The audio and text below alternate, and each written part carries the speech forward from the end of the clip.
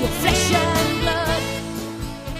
Welcome to Tell Me Your Story. New paradigms for a new world where we're giving you choices and knowledge of those choices to help make your dreams come true.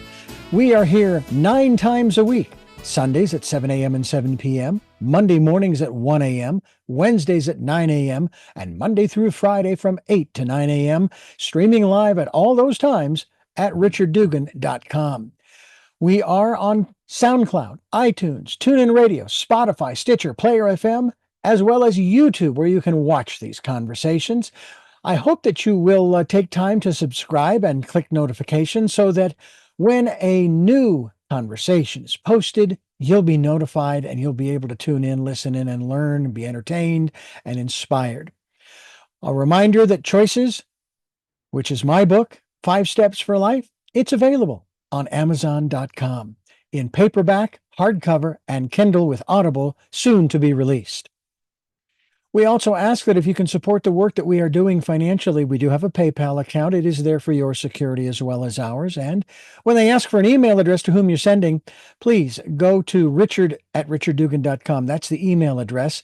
If you go to richarddugan.com, there is also a link directly to PayPal so that you can send us whatever support you can. And we thank you to those who have helped and to those who will help.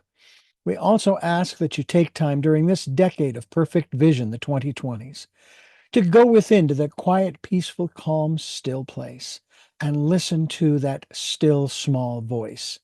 And with that, we now take you to our very special interview and guest here on Tell Me Your Story.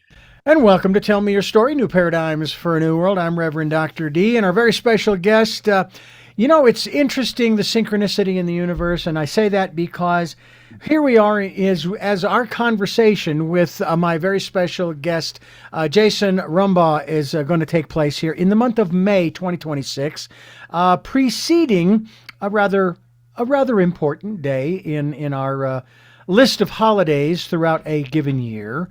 You know, we have Veterans Day and 4th of July, and of course, Labor Day has nothing to do with what we're going to talk about, but we have all these different things. Well, we've got Memorial Day coming up, and it's rather auspicious and synchronistic that we have Jason on the program today because he's going to talk to us today about a book he has written, and it's taught me an awful lot, and of course, we had an interesting conversation not long ago about this. Waves of Shrapnel, A Soldier's Journey. Jason, thank you so much for joining us here and spending a little time in that cold garage of yours. I appreciate it. I really do. Thank you for having me on, Richard.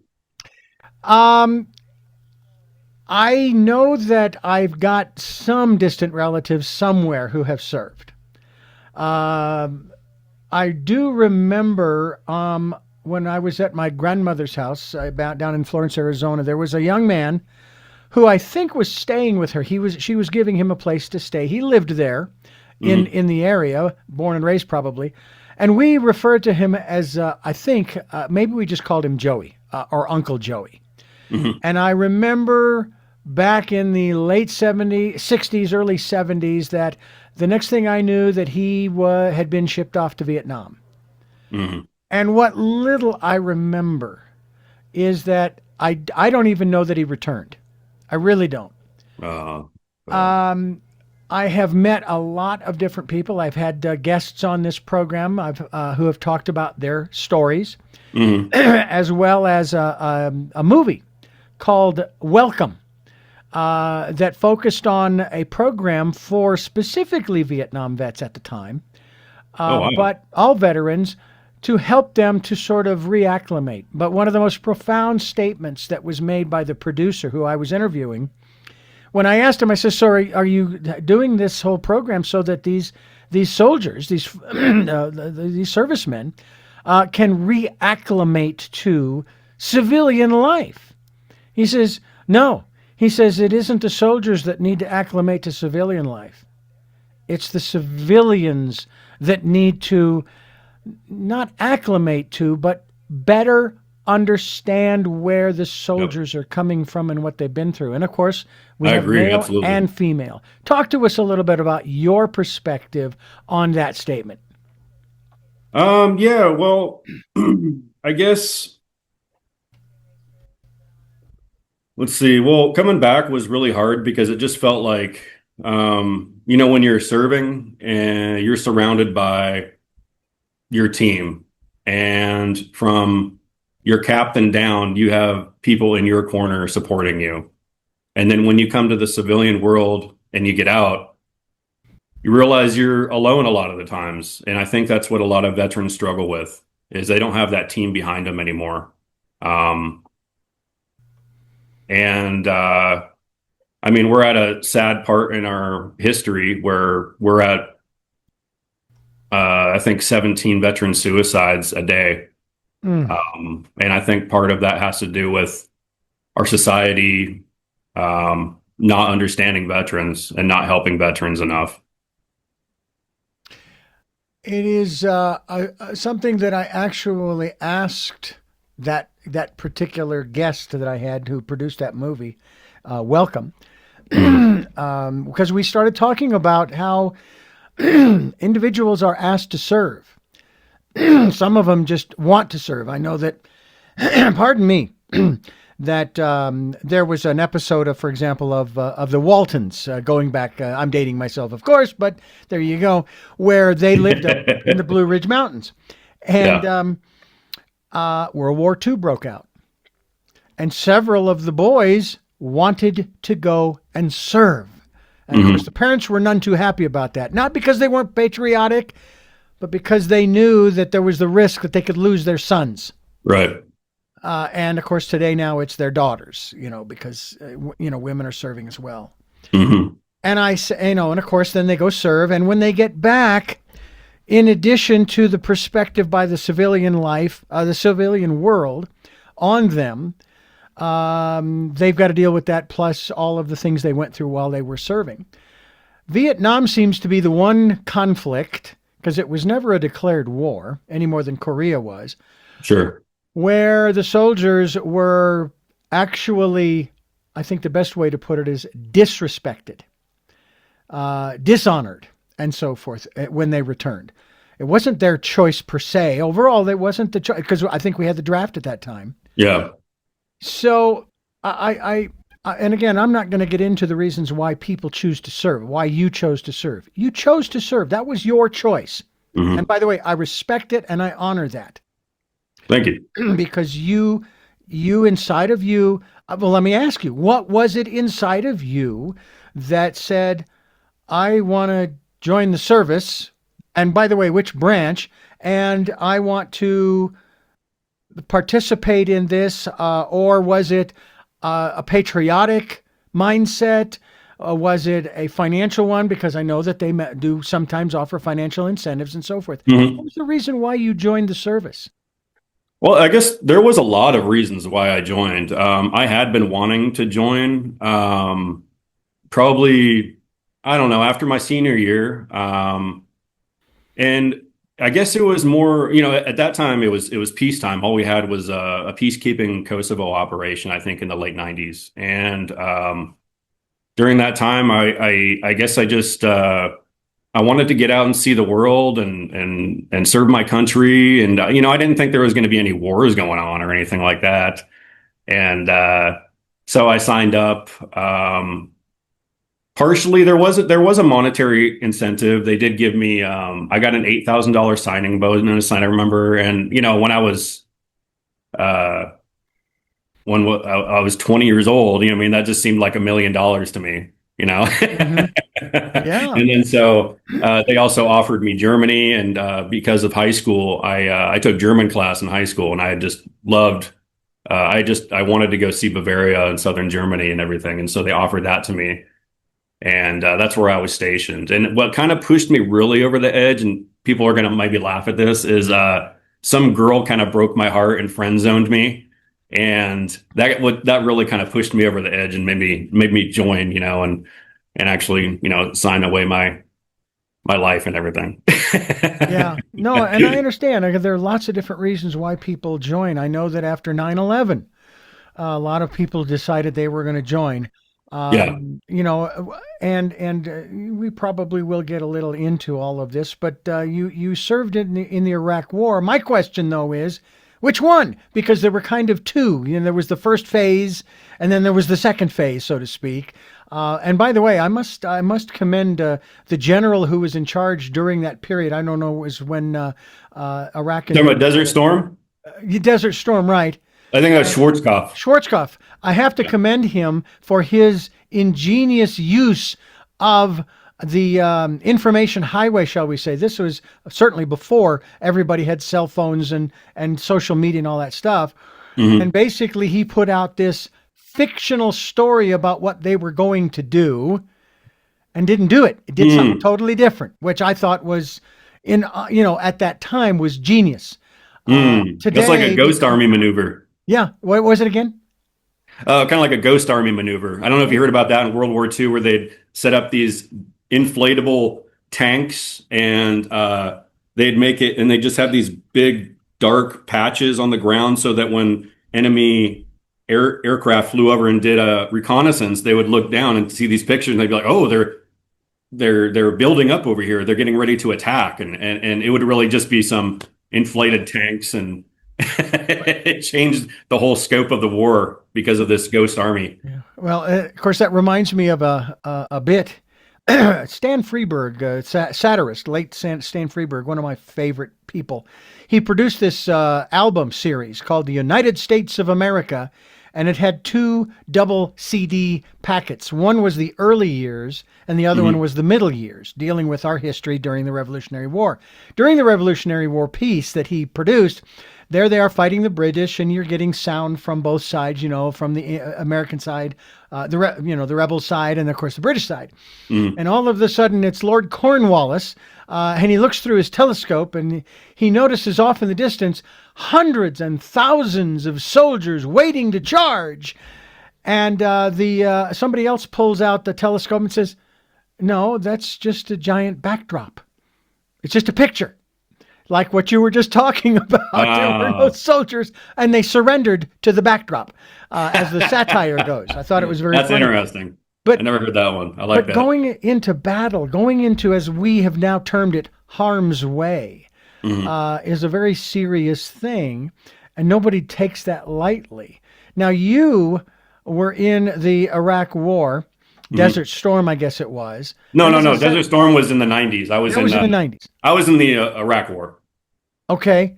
And give us a time frame on that one, because obviously I'm not remembering. It's okay. I was there in 2004 till 2005. Oh, I beg your pardon. That's right. February 04 to February 05. That's right.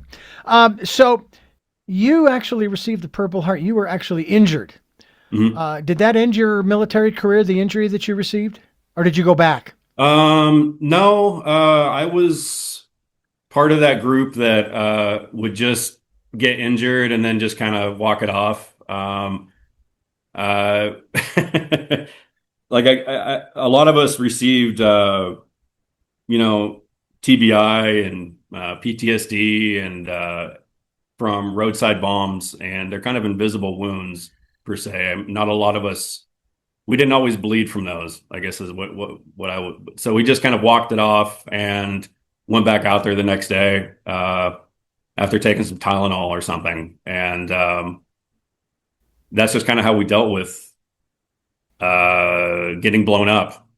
I mean, it happened to me about 3 or 4 times when I was in Iraq. And that's about average to a low range. I mean, I know guys that went back several times and even went to Afghanistan, and I mean, I understand.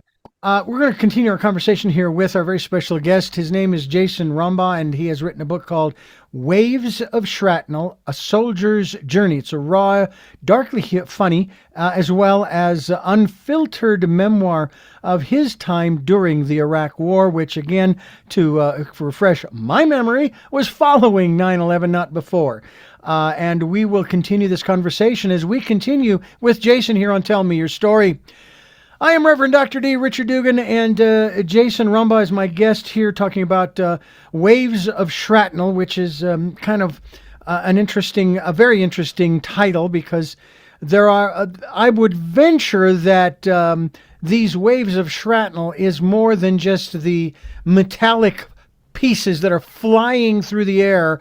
Let's just use the example of a hand grenade, that when it explodes, there are all these little shards of metal that go flying in almost every direction to do as much destruction and dismemberment, if necessary, as is possible. But there are other kinds of shards of waves of shrapnel, aren't there?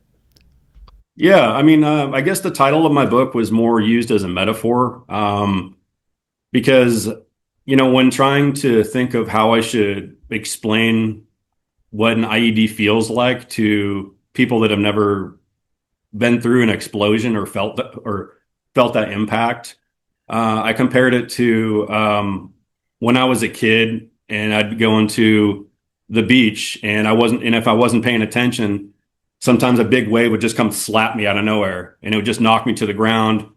I'd go tumbling around.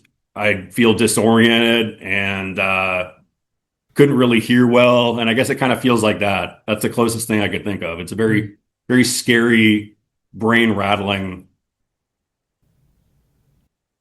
kind of thing, Yeah. And so, yeah, I just kind of picked that for the title. I thought that I could use that. Now, going back to one of the things I would think I was headed towards was this, that when you're asked to serve, or when you choose to serve, you go and do your service. And when you come back, because this has been borne out over the last 250 years, you don't usually get the kind of support from the government that you end up getting from civilians. I mean, there are probably more civilian organizations for veterans than there are government agencies like the Veterans Administration that take care of you, that support you, that will do whatever they can to help you, if that means acclimating to civilian life or coping with the issues you're dealing with, both physically, mentally, and emotionally. And I remember asking this producer of this movie, Welcome, so how long has this been going on? This lack of understanding and support by our government over the last 250 years. And back then it was probably more like 225, 230. He says, oh, you'd be shocked. It's been going on since and including the Revolutionary War. Oh, sure. Yeah. Did you know that going in, that you're going in, you're going to fight, you're going to do whatever they ask you to do, and when you come back, there isn't going to be anybody there to help you? Yeah, I mean, I watched Rambo and Platoon a lot, so I knew that going in. No, just kidding. Honestly, I did, I did kind of bat that around in my head, before I joined. But there was still just a big part of me that still just wanted to go have like an adventure like Forrest Gump or something and just get out of my little town and go see the world. And, if I did get sent off to war, then so be it. That was kind of my mentality. Okay. That almost sounds like me and my perspective on death and dying. It's like, if today's my day, I'm good. I don't want to go today, but if I do go, nothing I can do about it. I mean, I'm not in control of that. Right. Because I want to live I'm 66 this next month, and I want to live to be 100 because I have to outlive my great-grandmother. And there's the potential I might have to outlive my mother. She'll be 92 this year. Well, I hope you do. She is just going great guns since my father passed, although she was going great guns before. But I have a feeling, because on both sides of our family, we've got longevity. So it's almost the same tack. It's not expectation, it's anticipation. But from the standpoint, I'm anticipating it, but I'd like to put it off a little while if the powers that be will allow me to do that. But it's a very interesting thing. What about that aspect of the potential, especially when you were asked to go to the war? What were the thoughts that were running through your mind in regards to your own mortality? honestly, looking back, and I wrote this in my book, it seemed like I was less scared of dying and more scared and sad that I would never see my family again, my son and my wife again. I would never see my friends again, my mom and dad and aunts and brothers and sisters. That part frightened me more than the thought of dying, because I mean, I don't know about you and your listeners, but I'm an agnostic atheist, and I'm not really sure what happens after this. But so I guess that part just wasn't really scary for me. I guess it was just more the fact of losing people that I loved, and the thought of them crying over me dying. Yeah. That part scared me more than dying, like way more. Well, you and I are on similar wavelengths, at least on a part of this. I am an agnostic metaphysician. I have been studying and reading the ancient wisdom teachings from around the world in regards to that Nice. which is beyond the physical. Mm-hmm. And I've also found too, and I thank you for sharing that I've had some atheists on this program, and I found them to be, in some instances, in a manner of speaking, more spiritual, Mm-hmm. more morally grounded than people who claim to be of faith or who attach themselves to a particular philosophy. What about Yeah. that? As I get older, I have noticed that. Yeah. Have you, was this atheism, if I may ask? Was it a choice? Was it something you were raised with or in? How No. did you come to atheism? And I guess let me preface the question by prefacing the question with another question. Sure. What is your definition of atheism? Well, to start off, I guess the definition of atheism for me, I mean, I guess I haven't really looked it up. I guess for me, it's just somebody I don't really believe that there's, like how it is in the Bible. I don't believe that there's a deity looking down on us and watching us sin or take showers or whatever. Yeah. What? All right. So how did you come to this place? But basically, no, basically, I think Iraq really started making me question things, because when I went in, and I was serving, I was somewhat religious. I would say I was kind of a religious person, and it's not like I went to church or anything, but I grew up in a religious Christian household. Mm-hmm. And it wasn't until probably the Iraq War that I really started to question things, and looking around and started asking, like, how could there be a God with this going on?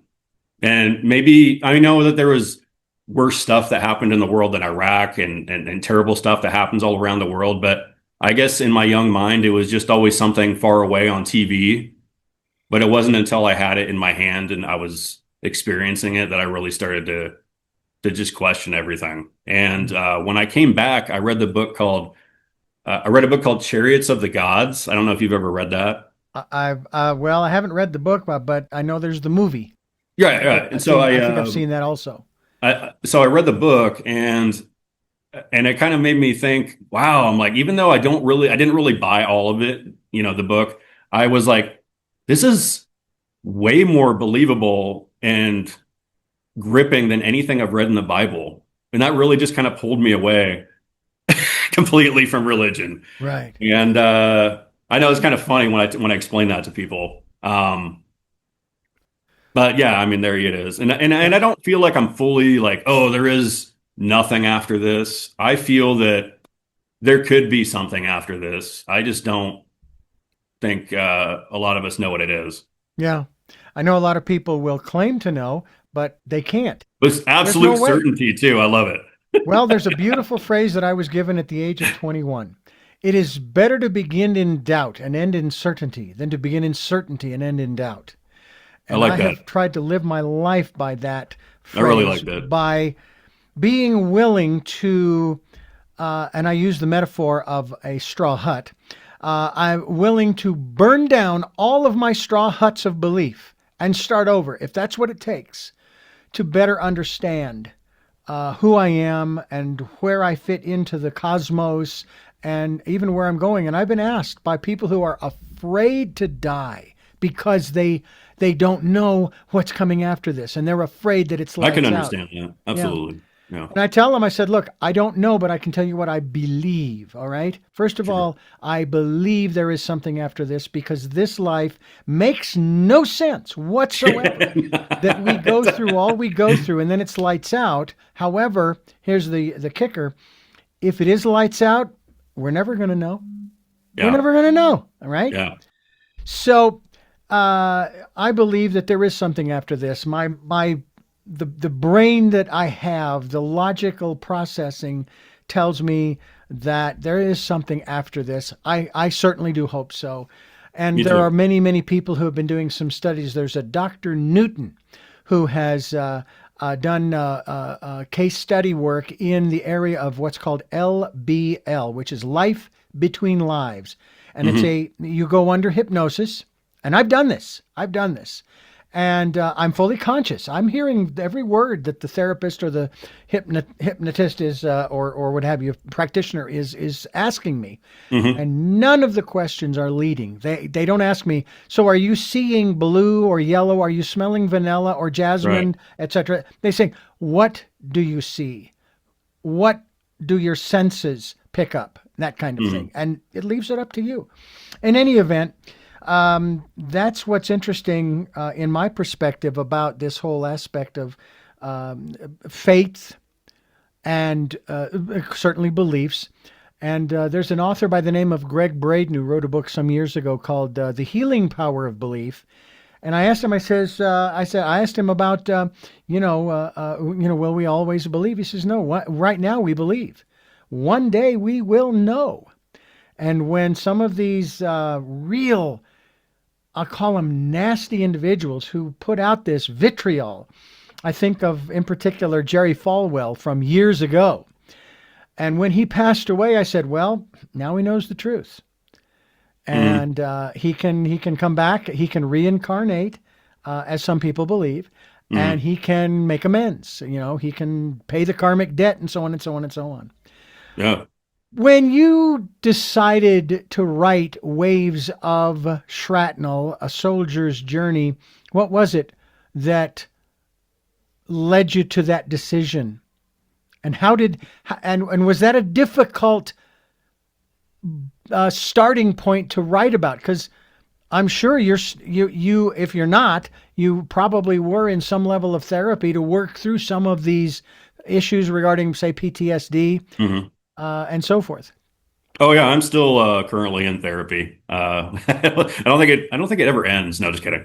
I go every couple of weeks, and she's a really nice lady, and she's really helped me work through some things. And she's the third or fourth therapist that I've tried, and she's probably the best one, honestly, that I've been to. And so, anyways, I'm getting off track. But what was the question? Oh my God, I'm starting thinking about my therapist now. No worries. No. I was just curious as to the impetus behind your choosing to write this book. Oh, yes. Basically, I wish I could say, Richard, that I wrote it as a shot to this new Iran war, but actually I published it a month before that even kicked off. But I had been writing it in my head for probably over 20 years. And I didn't finally start typing it until October of 24.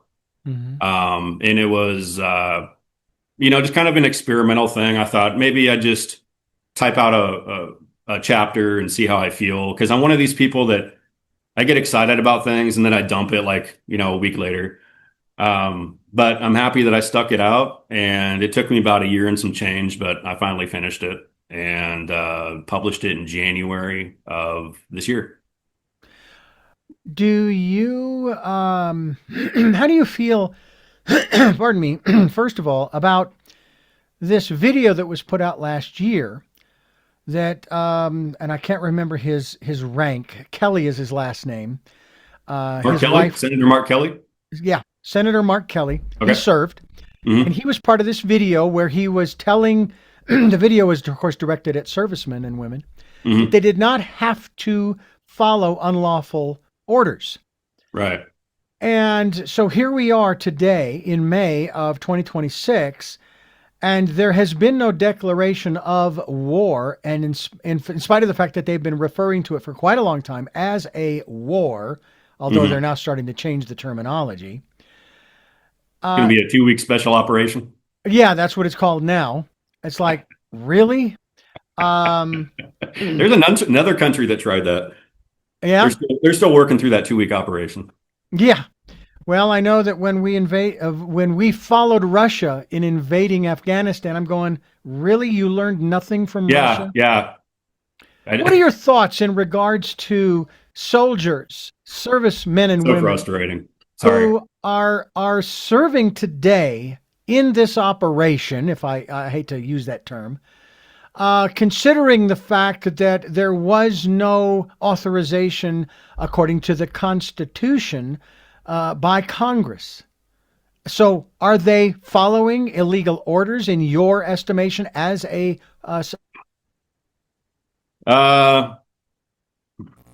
if it's not congressionally approved, yeah, I think they are. Because we have right now, in my opinion, an incompetent blowhard as a president. And in my opinion, I think that he is just pushing this war to cover up all his other shortcomings and failures as president. That's my opinion. Yeah.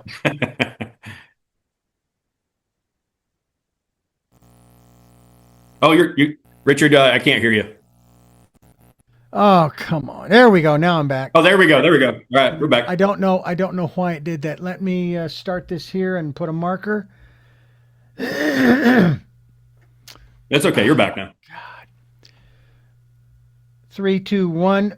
Let me ask you, in regards to these soldiers that are currently serving, if this is an unlawful, unconstitutional war, aren't they just as culpable and guilty as the person who started this? That they are basically they've committed war crimes. I mean, I'm not saying they have. I'm asking the question: do you think, as a soldier, that they have followed unlawful orders and could be tried and convicted of war crimes because this was an unlawful war, according to some people? I mean, I certainly don't think individual soldiers on the ground, or I don't know how many they even have as far as Marines on the ships right now. But if they were to deploy and step foot there, I mean, it wouldn't be on the individual soldiers per se, and because they're, again, just following orders. And I can understand that because I was also a soldier at one point who was against the war that I was in, and I felt like I was just following orders. So I can understand how some of them might feel, honestly. I think that there's a lot of soldiers, Marines, airmen, naval personnel who are probably not happy about this war. Yeah. And they don't probably want to get involved in this, knowing how unsuccessful our interventionist wars have been in the Middle East. Well, I know that at least as of our conversation here, as long as the quote-unquote ceasefire exists, at least we're not wasting $1 billion a day. At least that's my guess. In terms of bombing the daylights out of a country that has absolutely done nothing Right. other than allegedly threatened to build nuclear bombs to blow up Israel and other places and so forth.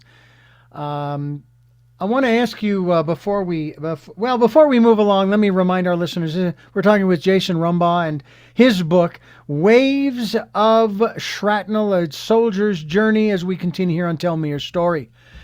I'm Reverend Dr. D. Richard Dugan. We're along with James Rumbaugh, and I want to ask you a little bit about this aspect of I think I've lost my train of thought all of a sudden. That's very unusual, but nonetheless, apparently the universe has said, "We don't have any questions. You go ahead. You figure something out." You have written into your memoir again, Waves of Shrapnel, what's referred to as dark humor. Yeah.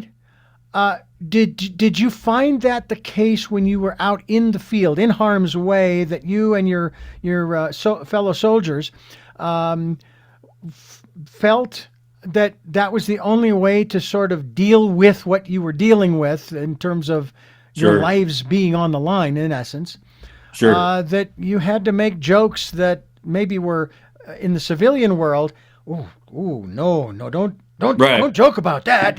And you guys were joking about that, which, like Voldemort, the name that shall not be uttered, jokes that shall not be told, because that was the way you were able to relieve that tension, if you will, or at least cope with it.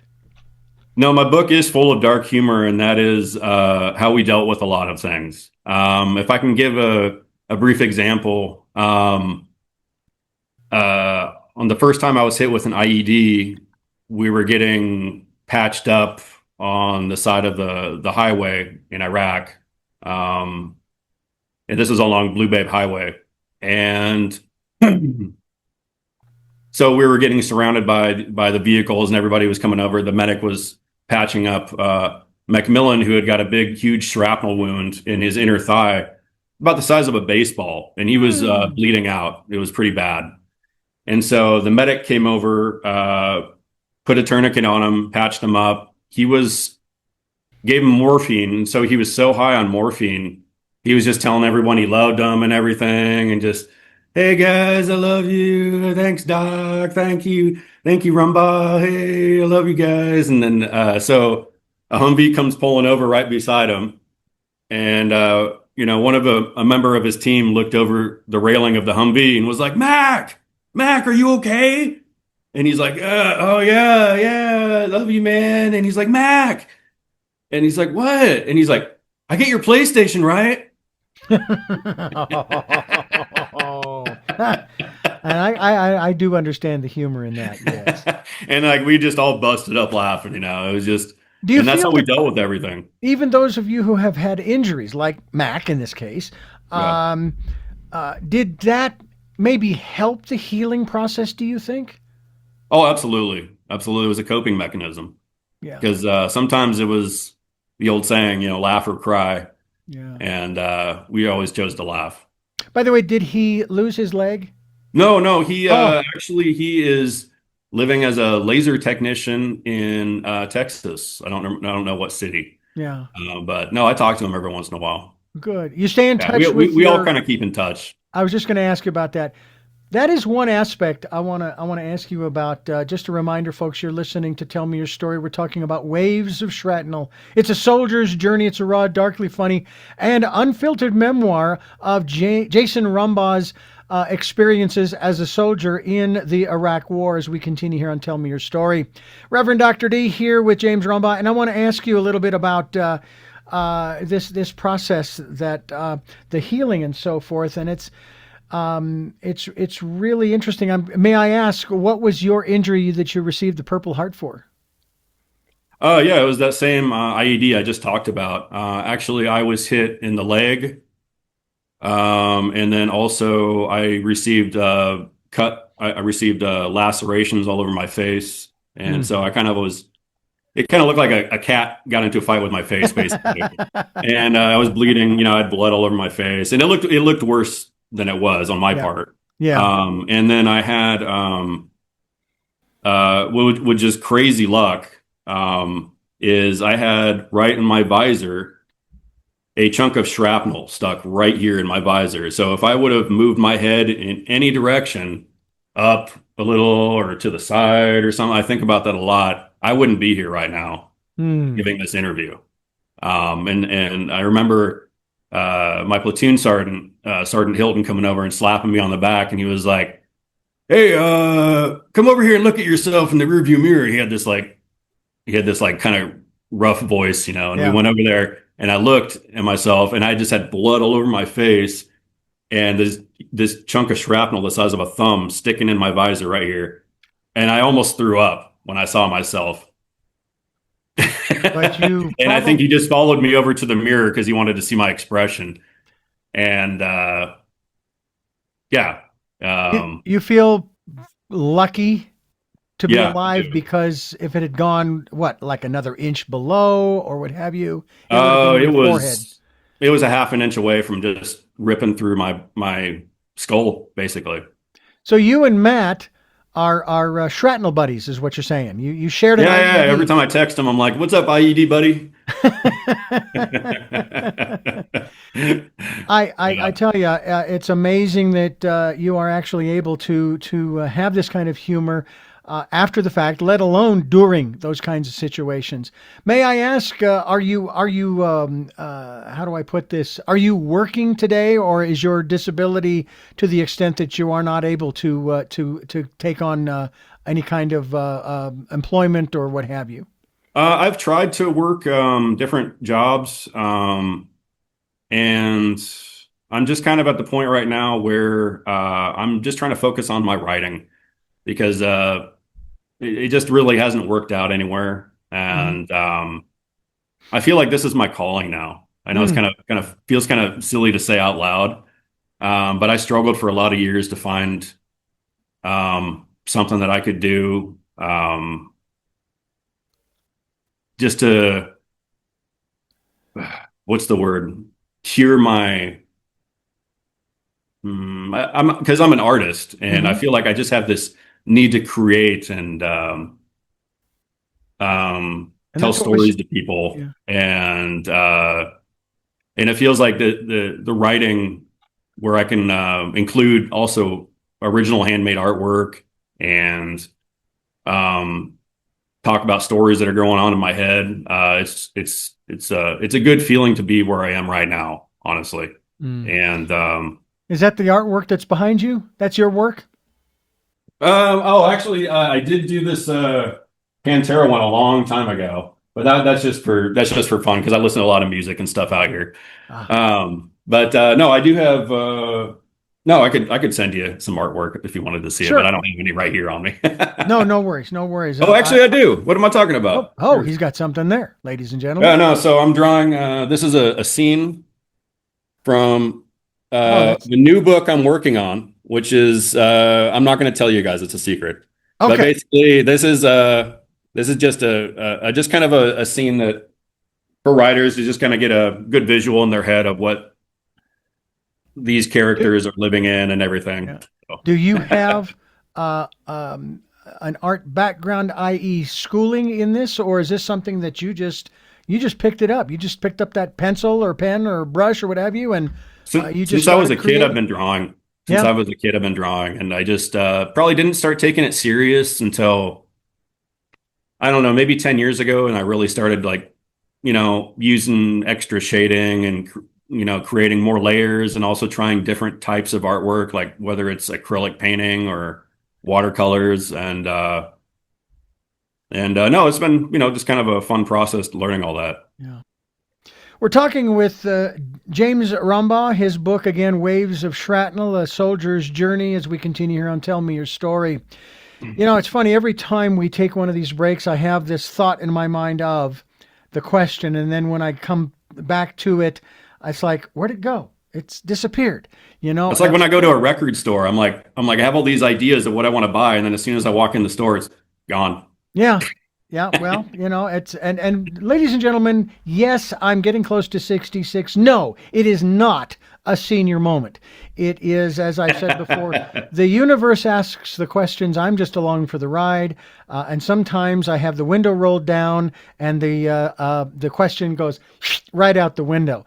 But I do want to touch upon something I mentioned at the front end of the program about the significance of this conversation at this particular time in the month of May, not just because of the operation that we're involved in overseas, but because of the holidays, those days throughout the year where we spend the time to hopefully not just fry up some burgers, drink a beer, and watch football or whatever, but where we will spend some time maybe going to the local cemetery. If you can get to Arlington, if you can get to some other military installation or what have you, and to show some honor and respect for those who chose to serve. Forget about Absolutely. their reasons why. Forget about the conflict they may have been involved in. They made a choice. They sacrificed a huge portion of their lives. Many of them actually sacrificed their lives, if you will, and so forth. I'm curious as to when those days roll around, as one is about to, what, if anything, is stirred within you as and I keep wanting to say former soldier, but the word soldier comes out because I don't think you ever stop being a soldier. Tell us about No, your I think impressions. I think you touched on a big thing. I don't think that when people get out, I don't think that they ever stop really serving, even in their minds. I even made a joke in my book that even though my BDUs, my uniform fit me like spandex, I still feel like a soldier on the inside. Mm-hmm. And I think that's what a lot of veterans struggle with. Absolutely. Where would you say you are, just like on a scale of, I don't know, maybe 1 to 100, to give you a nice big range, in terms of who you were before you, I guess you enlisted, Mm-hmm. and where you are today in that respect? The person you were then, and now you're working through, you've already mentioned you're going through therapy and so forth, to what? Get back to the way you were, or to become a new Jason Rumbaugh? I really would like to become a new Jason Rumbaugh. I mean, I guess that's what I'm kind of going for. I mean, I like when I first joined, I guess I kind of saw myself as this. Looking back, saw myself as this naive kid that didn't really know much about the world or how it really worked, and um, and now I feel that I know quite a bit what's going on in the world, and man, I'm losing my train of thought. That's okay. That's all right. Not a problem. Because I want to ask you a little bit about your another aspect of your military service. Sure. There is an aspect of the military that I absolutely love. I wish that we could somehow transplant it into the civilian world. And that is the connectedness, the camaraderie, epitomized by phrases such as, "I've got your six, and we leave no man or woman behind." That you are not just responsible for you. You don't make decisions just based upon what you think is best. You are focused on your comrades, if you will, your fellow soldiers. Talk to us about that relationship, because you've already mentioned, too, that you still keep in touch with many of them even to this day. Oh yeah. Yeah, we just keep in touch via text or calling. Actually, right after this show, I am driving to Minneapolis, and I'm going to meet up with a former squad leader of mine who I served with in Iraq. And I'm like super excited because I haven't seen him in, I don't know, over a decade. And we just been talking on the phone and stuff like that. And he had an impromptu trip to Minneapolis for kind of a work vacation with his wife. And so me and my wife are going to go over there right after this and hang out with them and talk about old times. And yeah, so that's it's just great that I feel that even though I'm out and we all have our own lives now, we're all still a family and we all still look out for each other. I feel like if I called one of my buddies, Gabe, or Wittenberger, or anybody I can think of, that they would just drive out of their way to come help me out of a situation. And that's an awesome feeling that I have, brothers like that who have my back. Well, I think it's great. I really do. I'm just glad that you're here, and glad that you're, shall we say, on the mend, which I know is going to take some time, and that you have found some things that give your life meaning. Is that a fair assessment? Absolutely. Yeah. I think that it took me a long time, but I feel like I found, um, I don't know. I don't want to say purpose, but I just found something that keeps me grounded and keeps me going. And that's enough for me. Yeah. Well, I'm very appreciative of the time that you have taken, not only with us, but also the time that you have taken to write about your experiences. I know that that probably wasn't easy. No, it was a roller coaster. Like some segments, I'd be basically crying, and then the next segment, I would just be laughing to the point of crying, because these are all things that happened to me. And when they were just kind of in my head, I it felt like this kind of rain cloud over me, or just this thing hovering around me. But when I was able to put it down on paper and type it out, it felt like I had control over it, Hmm. and it was a really healing process. Um, and I've even been recommending veteran friends of mine that they should do that too, even if they're not going to like work on publishing per se. Right. Well, fascinating. Really excited to have had the opportunity to talk with you and find out more about your experiences, which are certainly similar to many who have served Mhm. over the decades. I wasn't able to in any way because I was born legally blind, but in '96 got a lens implant and I'm now driving. Still, Nice. probably wouldn't be a good idea to put me in a combat situation because I'd probably do more harm to us than them.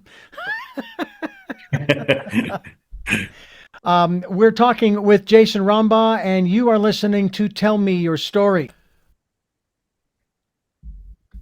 And we are here with Jason Rumbaugh. I'm Reverend Dr. D. This is Tell Me Your Story. And again, I want to thank you for your openness on this particular program, as is your openness in your book, Waves of Shrapnel, a Soldier's Journey. It's I mean, you know as well as I do. I have my own perspectives when it comes to the military and Mhm. conflicts and all that kind of stuff. I don't like conflicts, but I honor Neither those do I, who honestly. make the choices. They make the choices that they make. That's what my book, by the way, I have a book called Choices, 5 Steps for Life. We all make choices. I even had to grapple with the concepts and the philosophy in my book when a dear friend of mine decided to commit suicide. Mhm. And that was his choice. Now, some would say, oh my gosh, you're not being very compassionate and understanding. Actually, I am, because that's his life. I don't run anybody else's life. There's a wonderful song, I think from the 60s or early 70s, that has that line in it along the lines of, I'll be damned if I'll run his life. I'm having enough trouble running my own, kind of thing. Mhm. But thank you for the choices that you have made that have brought you here to converse. And this has been wonderful. Thank you so much for having me on, Richard. I really had a good time. I'm serious. I know there was one other question. Is this your first book? And obviously it's not your Yes. last because you've got another one in the works, Yes. Yes. which you're not No, going to tell us the title of. That's well, okay. because it's a working title, first Okay. off, and then also a lot of people tell me that I shouldn't let people know what my schemes and plans that I have going on in my head. That it should be a surprise when I put out my second book. So I don't want to give out too much, but no, Waves of Shrapnel is my first book. I'm really proud of it. I don't think that I've sold more than even 100 copies, but the people that have read it tell me that they love it, and that means more to me than anything.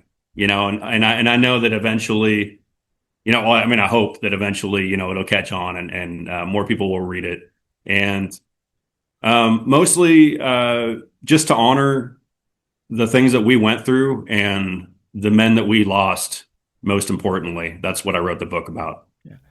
The heartbreaker for me when I hear about, like, so far we've lost 13 men and women. I don't know if there were women per se, but 13 soldiers in this current situation. That's what I'll call it a situation. And over 400 injured. Oh my heavens. And I will tell you what goes through my mind when I hear the numbers of those who have lost their lives. The lost potential. What they could have contributed. Absolutely.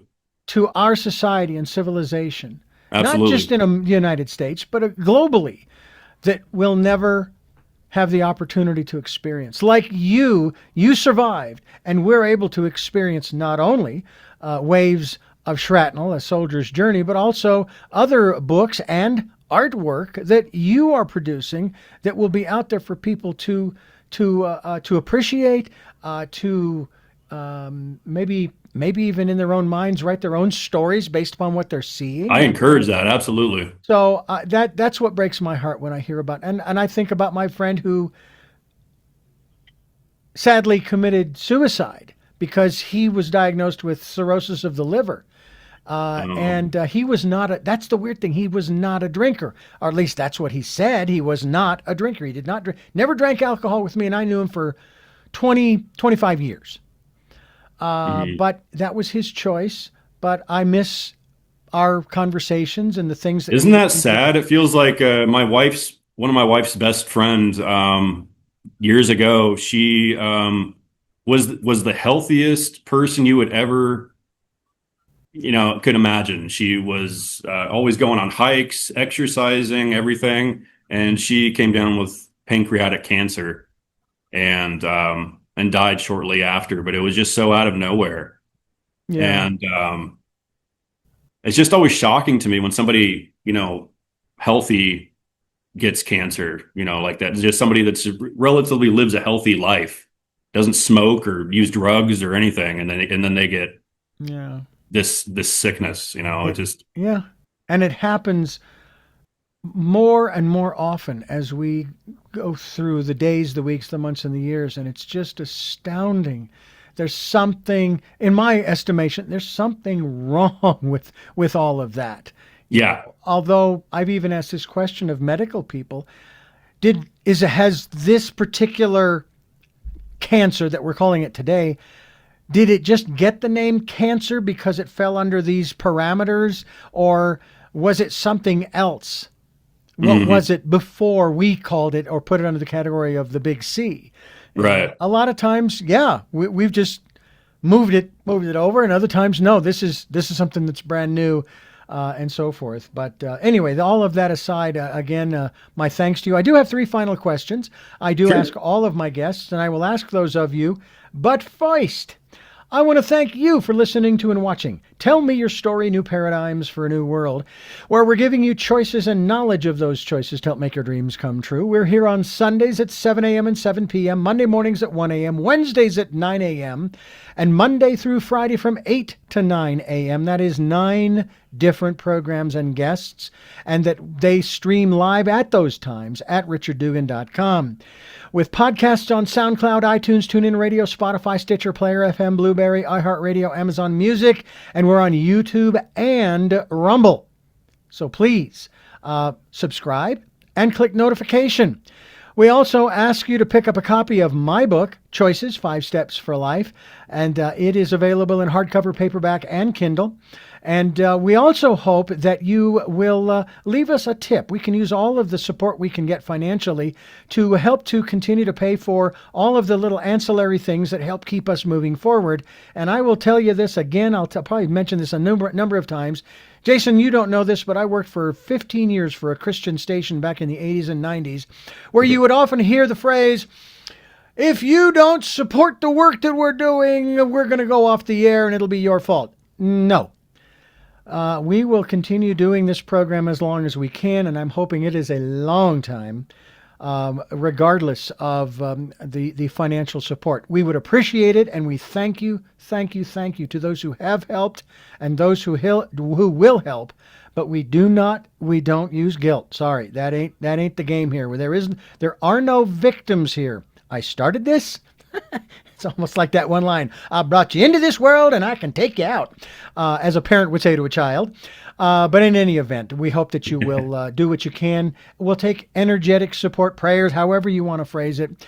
We also hope that you'll take some time during this decade of perfect vision, the 2020s, to spend some time going within to that quiet, peaceful, calm, still place and listen to that still, small voice. And with all that, we go to our final three questions for a very special guest. And again, our great thanks for his participating in this program today and giving us a little different view of things from his side of the wall, so to speak, or the field.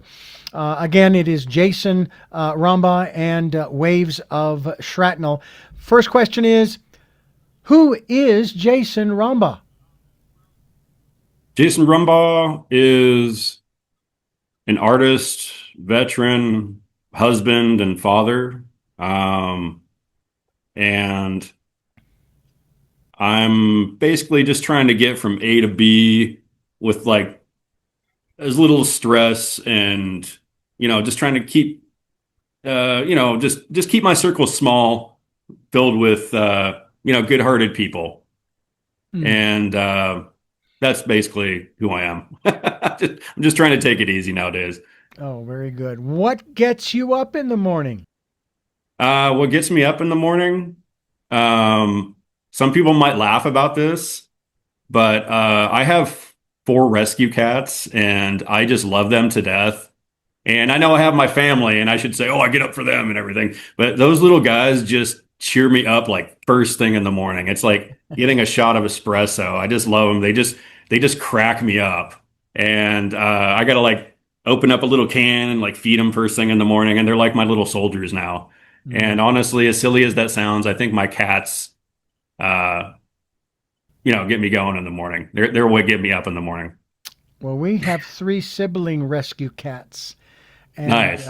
They race around here. We have a 3-story house, and there are 2 flights of stairs, and they go racing up and down those like cattle. I swear, I think we have a herd of cattle in the house sometimes. I know what you're going through. Then they sleep on the bed, curled up together. Oh, God, that is just the sweetest thing. I love it. Well, the next question is, final question, I should say, of the 3 is, what was your best day?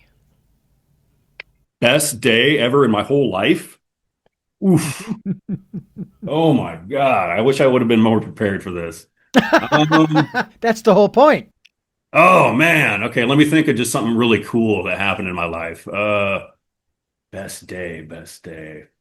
You know what? I'm just going to go with I'm going to go with an easy one and say, the day that my son was born.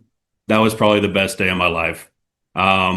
Just him coming into the world, and all 3 of us were together. And, I think that was probably the most powerful, moment in my life. That was probably the best day of my life. Absolutely. When my son was born.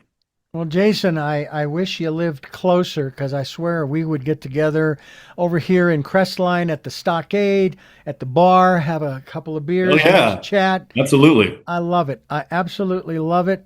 And I'm glad you're doing well, and your family's doing well, and the cats are doing well. And we look forward I hope that you'll get in touch with us again. So absolutely. I'd love to come on again. I had a good time. I had a really good time. Well, I'm glad. So you're not going to tell us the title of the book, but can you give us an idea of what the new book that you'll be putting out will be? Sure, I can give you idea. I can give you a little general idea, but basically it's going to be a thriller, a dark, gritty thriller based in the Pacific Northwest. Little fiction. It's going to be fiction, but it's also going to be loosely based on kind of things that I went through and experienced, just as far as maybe characters that I used and backdrops. I wouldn't say that I actually knew. Well, now I'm going to start giving away stuff in the book. Well, I'll tell you what. I'm not going to say I actually knew a lot of shady characters, but I'm creating them out of people that I knew in my life. And also, there's a lot of humor in the book too, because it goes between the years 93 and 98. And it kind of does a back and forth between these years. And I hope the readers enjoy it. I've been reading it to my wife as I'm working on it, and she seems to really enjoy it. And at first, it just seemed like this silly story. I don't know if it was going to go anywhere. But now I'm like, holy crap, I think I got a book going. And my wife keeps laughing because I go up to her every once in a while and I'm like, hey, hon, I think I'm a writer. Oh. She's like, yes, you are a writer, honey. Shut up. And I'm like, okay, because I'm in this baby phase of my writing part. And so I feel like just so insecure right now, but I just appreciate everyone that has just been so supportive of me and telling me that they enjoy my writing and they enjoy my book. That just means so much to me. And this is your first. This is my first. Waves of Shrapnel. Waves of Shrapnel is my first book. Yep. Well, and I'm going to ask you one follow-up question here, and that is, how did it feel when you received the box in the mail that contained your book? And you opened it up? That was the most grounding, probably part of it, was when I had it in my hand and I was just like, reading through it and seeing how thick it was and all the work that I did and everything. I'm just like, holy crap, did I write that much? You know what I mean? And I'm sure you've written a book, so you know exactly what I'm talking about. Yeah. And no, it was just it was a really grounding experience to just have it in my hand and hold it. And then the fact that people are coming to me and saying that they enjoy it. Like it just feels so good. I feel like I want to cry sometimes, that I feel understood and heard, because this book took so much out of me. Yeah. And just as any author or any writer, their book takes a lot out of them. Absolutely. Yeah. Absolutely. Well, once again, thank you so much. Thank you for being a part of what we're doing here to try to change the world a little at a time. And thank you folks for tuning in and watching and listening to Tell Me Your Story, New Paradigms for a New World. And until our next broadcast, podcast, videocast, Love to Lull. Jeanette, I am still listening. Dad, continue to be happy because I am. Smokey, I will see you on the other side. Mike, thanks for being in my life and letting me be in yours. To my brother, Mike, congratulations, Dad. And to my dear friend Zorro, aho, aho.